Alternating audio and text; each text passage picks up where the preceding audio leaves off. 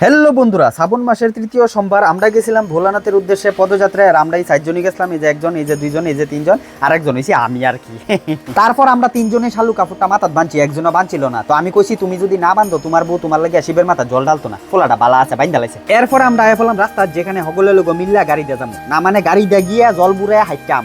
হইছে আমরার গাড়ি, যেখানে উঠতাছি আমি একটু তাড়াতাড়ি, কারণ বেশি মানুষ হইলে আমি বইয়া যাবো কার কুলে। সিফাত থা অনে হাসি দিলে বাইরে না আমার দাঁত, আর আমার বন্ধু ক্যামেরা দেখাইলে উড়াইবো হাত। ওমা হঠাৎ করে হুদা মাটির ভিতরে নেমে গেছে বৃষ্টি, আর এই বৃষ্টির ভিতরে আমরা সকলে গাড়ির ভিতরে ভিজতাছি। তার মধ্যে আমরা গাড়ির মধ্যে এই 2 জন ব্যক্তি অত্যন্ত খুশি। আসলে ভোলানাথের কৃপা আমাদের উপরে একটু বেশি আছিল। এলিকে যাওয়ানোর আগে রাস্তার মধ্যে বৃষ্টি দিয়ে 90% স্নান করাই দিল। তারপর আয়া বললাম আমরা গন্তব্যস্থলে, যেখান থেকে যামু এখন ডাইরেক্ট জলে, মানে স্নান করতাম আর কি। হাঁটি হাঁটি পা আমরা একসাথে যাইতাছি, ভোম বলে নাম নিয়ে চলতাছি।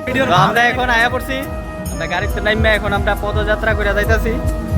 স্নান হইব, তারপর সবাই মিল্লা পূজা টুজা দিয়া বাইরমু পদযাত্রা।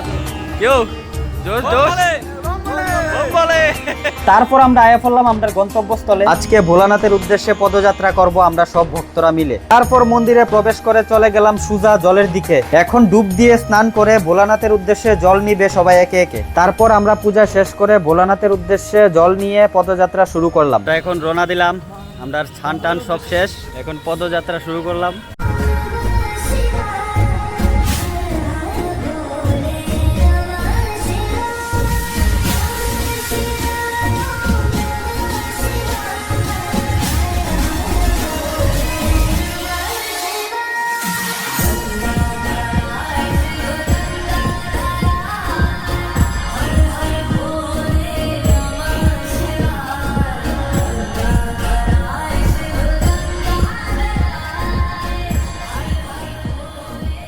ফাইনালি আমরা পদযাত্রা শেষ করে মন্দিরে আইলাম, এখন পূজা দিমু। তারপর পূজা শেষ করে আমরা একটু রেস্ট করতাম যাইলাম, কারণ অনেকখানি জায়গায় আইতেছি, বাপরে বাবা অবস্থা খারাপ হয়েছে।